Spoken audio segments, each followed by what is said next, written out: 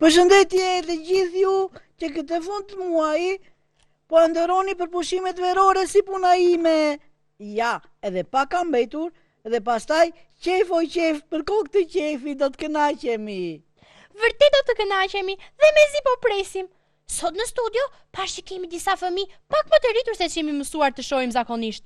Po për më shumë, le të dëgjojmë Tean dhe Jonidën se çfarë do na thonë ato. Ju uroj mirëseardhje në këtë emision të dashur teleshikues.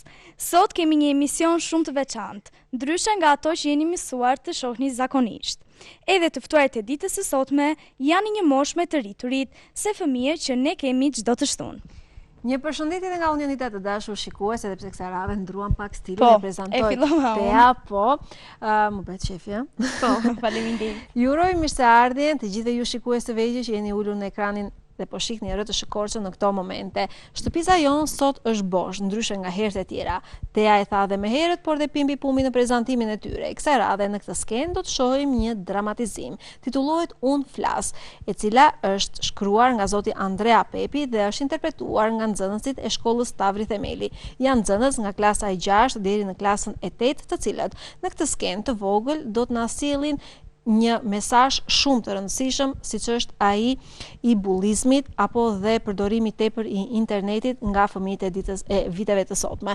Ajo që është e rëndësishme është se vetë nxënësit gjatë bisedës që ne kemi patur me ta kanë treguar se janë raste të cilat i hasin në përditshmërinë e tyre, por se çfarë ndodh dhe si ndodh dhe në fund fare se çfarë zgjidhje i japin atyre çështjeve dhe problemeve të ditës që i shqetësojnë, do ta shohim pas pak në këtë skenë. Ne me Tean do të largohemi dhe kjo skenë do të mbushet me nxënësit e shkollës Stavri Themeli në pjesën Unë flas. I ndjekim.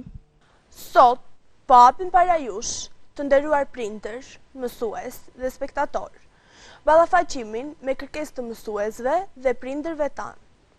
Ata kërkojnë nga ne që veprime të turpshme, jo shoqërore, të mos përsëriten, pasi janë veprime që dëmtojnë harmoninë midis miqve.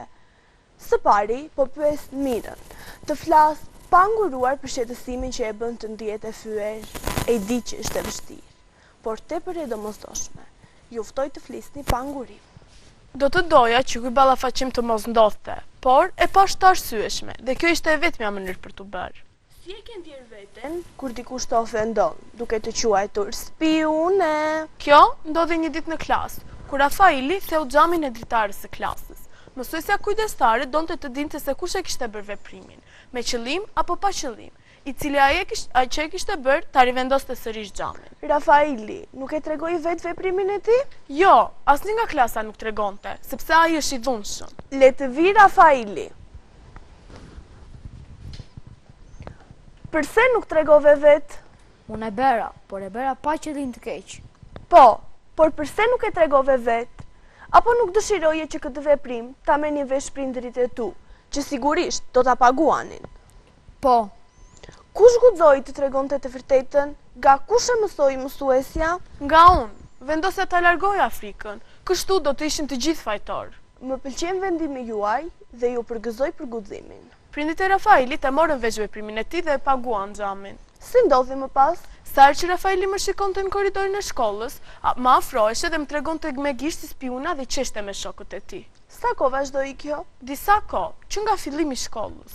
Si mendove të shkëputesh nga kjo akuzë e Rafailit, duke parë se ju të dy jeni në një klasë? Sa herë që i largohesha, ai më afrohej qëllimisht dhe më thërishte spiune. Kështu ka ndodhur Rafail?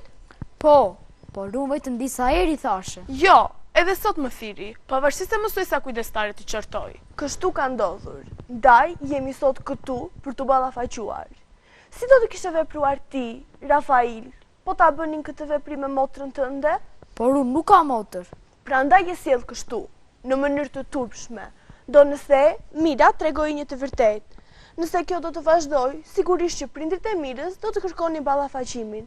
Edhe prindrit e tu, normal që do të pranonin.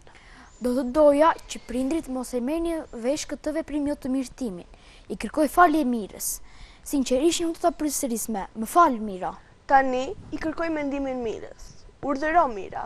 Si mendon për premtimin e Rafailit? Sigurisht që dua që ai ta mbaj fjalën dhe mos bëj sot siç bëri. Mendoj se ky është një vendim që Rafaili do ta mbajë. Tani, ju ftoj të dyve të takoheni. Tani, ftoj në përballje Denisin dhe Piron. Ju jeni ankuar se nxënësi i klasës së 8, Piroja, ju sëret në për ambientet e shkollës, topi me dhjam. Është e vërtet? Po, por vetëm disa herë.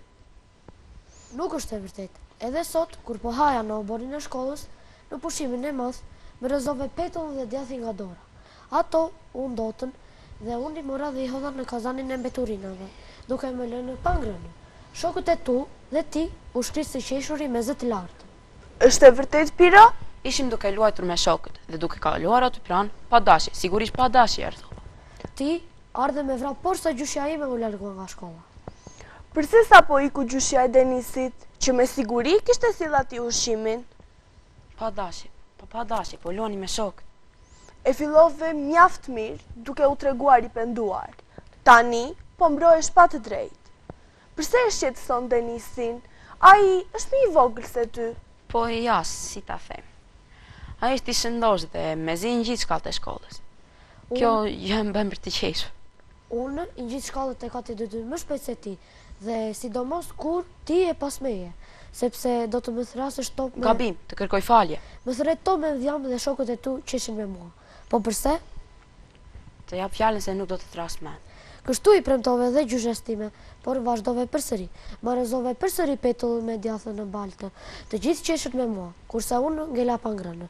Për të mos i parë njëri tjetër, i mora dhe i hodha në kazanin e mbeturinave. Kjo nuk të falet, Piro. Të qeshësh dhe të kënaqesh se një nxënës tjetër i shkollës mbetet pa ngrënë? Piro, do t'i kërkosh falje Denisit? Të premtoj se nuk do të përsëritet me asnjë herë tjetër. Denis, do e falësh? Po ja, si ta besoj, ai edhe herën e kaluar më premtoi në sy të gjyshës. Shiko, Piro, gabim i përsëritur. Ke humbur besimin e Denisit. Të premtoj se jo vetëm nuk do ta ngacmoj më, por edhe do e mbroj nga të tjerët nëse e ngacmojnë. Çfarë kam që jam i shëndosh? I shëndos se shokët. Ma hajnë shumë petulla me djathë kaçkavall, se nëna i gatuan shumë të mira. Tani për të rrëzuar dhjamin nuk ka më 3 petulla si më parë, por vetëm 1. Ke menduar shumë mirë. Për të bërë si shokët janë futur edhe në sportin e karates. Të pëlqen karateja? Po, përse karateja, Denis? Për të mbrojtur nga ata që më ngacmojnë. Karateja do guxim, shkathtësi dhe mençuri. Shiko, Piro, e ke detyruar Denisin të mendoj se duhet të mbrohet me këmbë me dorë. I lutem Denisit të më falë, të më heq nga njerëzit e liq. Meqense Piroja e kuptoi gabimin e tij, ti, Denis, do e falësh? Do ta fal atë dhe shokët e tij, sepse edhe ne në fund të stërvitjes japim dorën njëri tjetrit. E po atëherë, jepini edhe një herë dorën njëri tjetrit.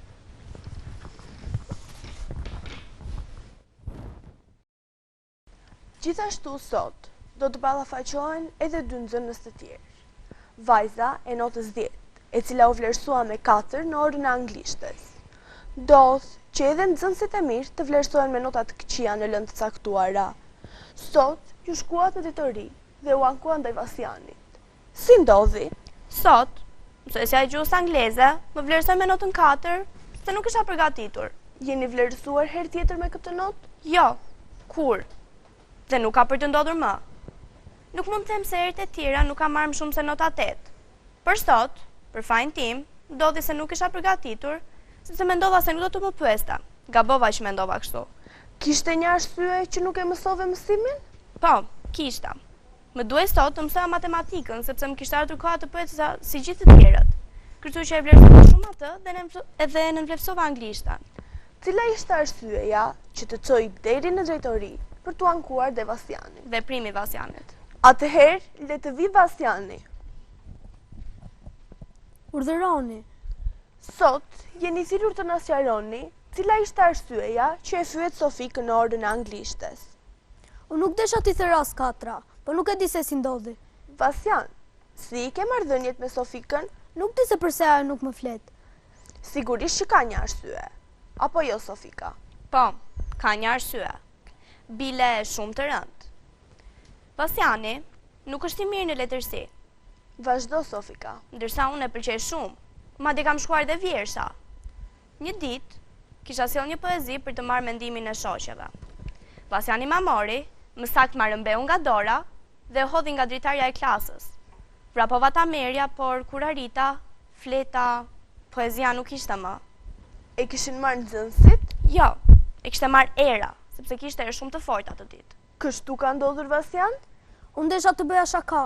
Ku e dija unë se do të humbiste nga era? Ti qeshe nga dritarja kur e kërkoja. Qeshe dhe thërisje, kërkoje poete, kërkoje. Si merr guximin, ti, Vasian, te edhesh nga dritarja vargjet, që shoqja jote ka kaluar shumë kohë për t'i thurur.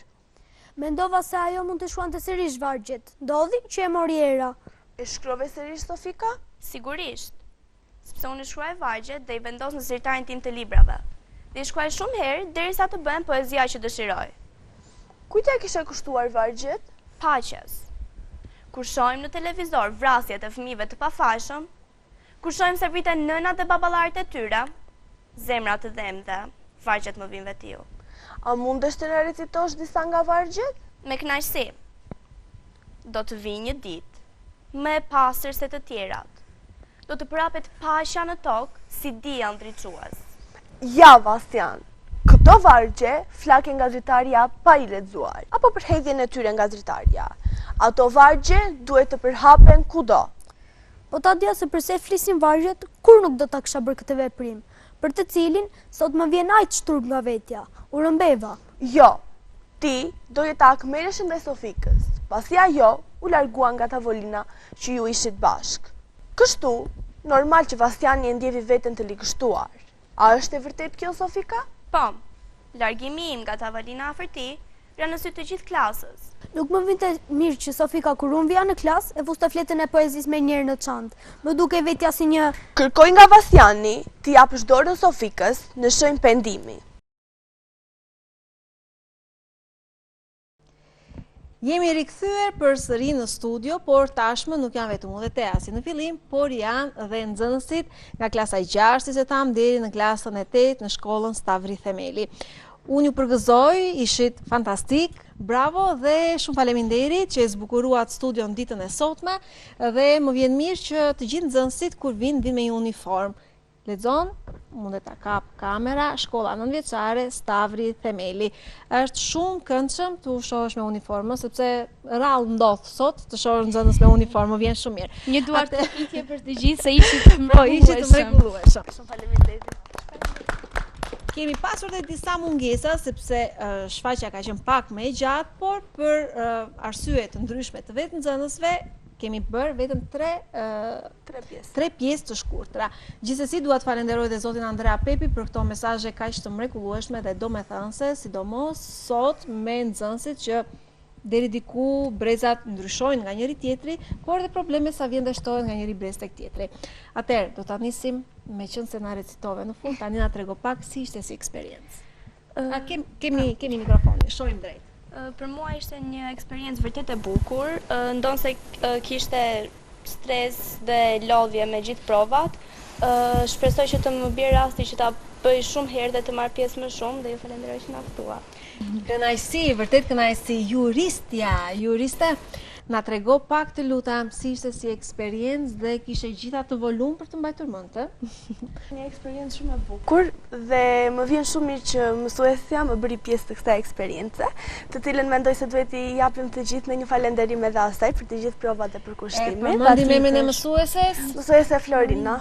Mësuese Florina. Kam një pyetje Florina. Nëse do të vinte rasti, do të doje ta ruaj edhe një herë këtë rol? Patjetër.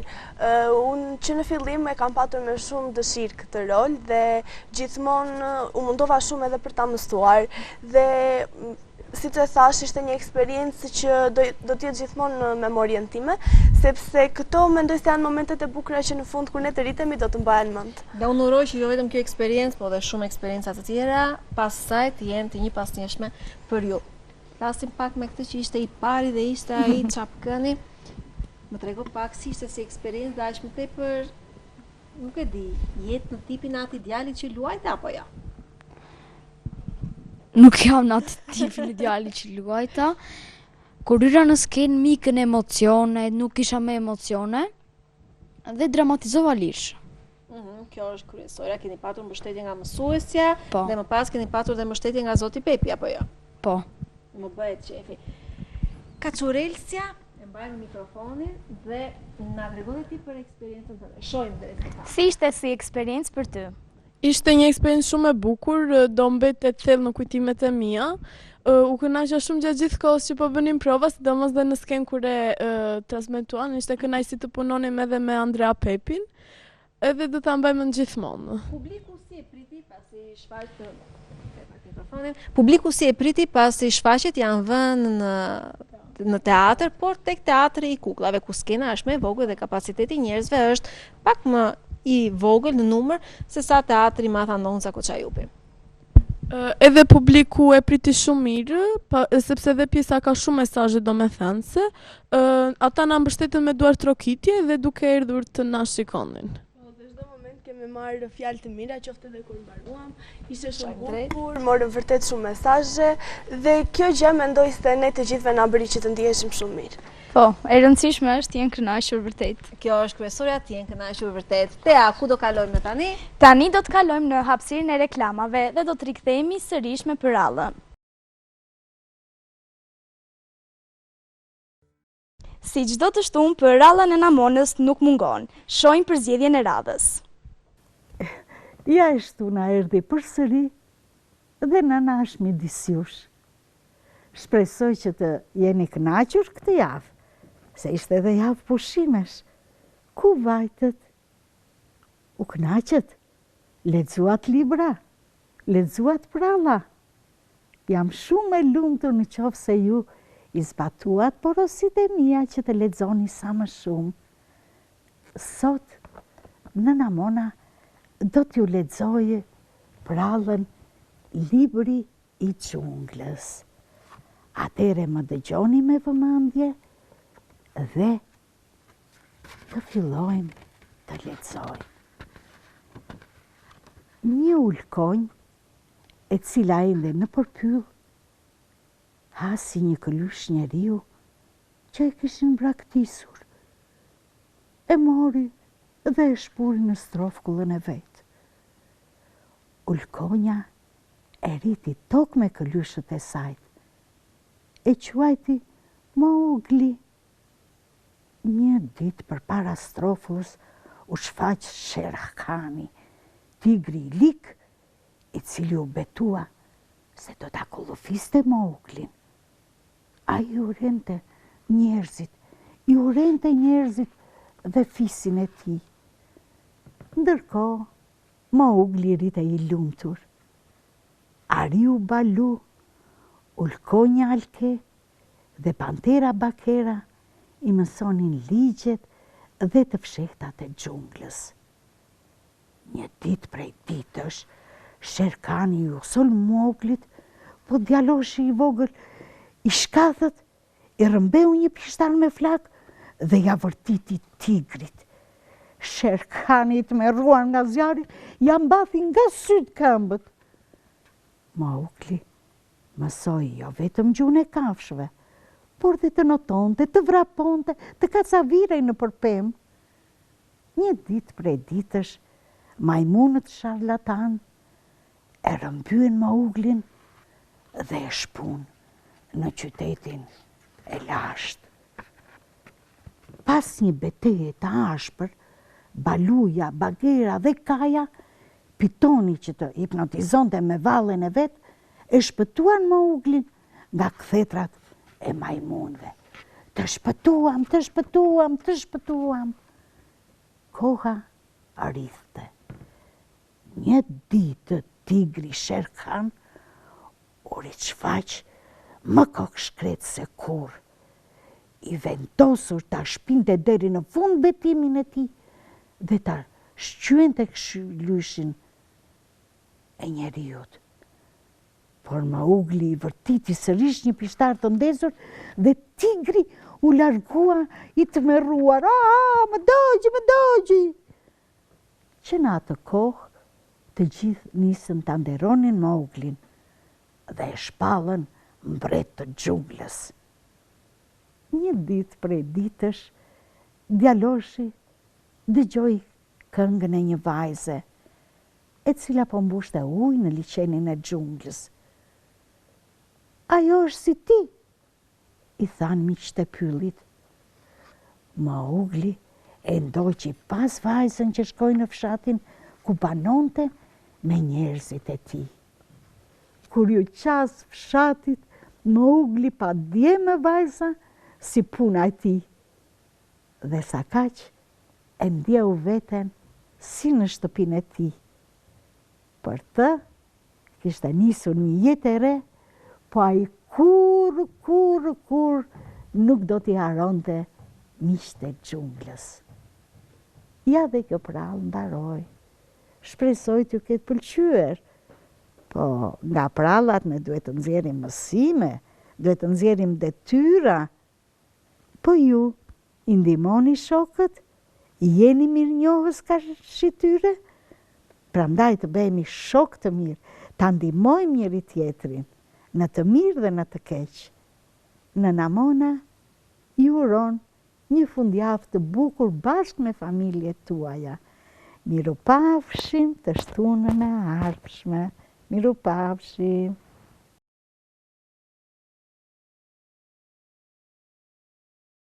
Kemi mbritur në fund të emisionit edhe për ditën e sotme. Të pëlqyen mesazhet që Po mua më pëlqyen vërtet shumë dhe u kënaqa vërtet duke i ndjekur nga larg.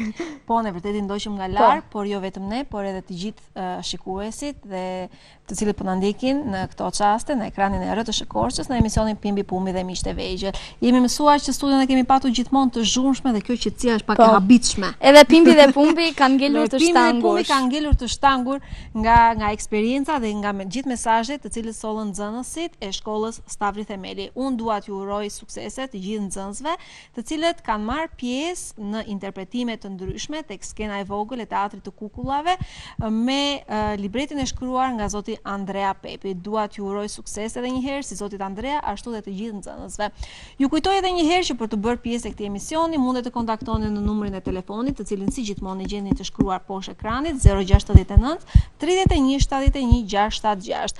Dhe mbi të gjitha keni edhe inboxin e RTS Korçës ku mundet të shkruani emrin e fëmijës apo klasën dhe numrin e telefonit të mësueses për të kontaktuar. Si gjithmonë, unë dua të falenderoj butik Natalia dhe Ailin Ana, e cila bën të mundur veshjen time. E gjeni si gjithmonë në Bulevard Republika. Dhe një herë të japim një mirupafshim. Mirupafshim dhe shihemi të shtunën tjetër.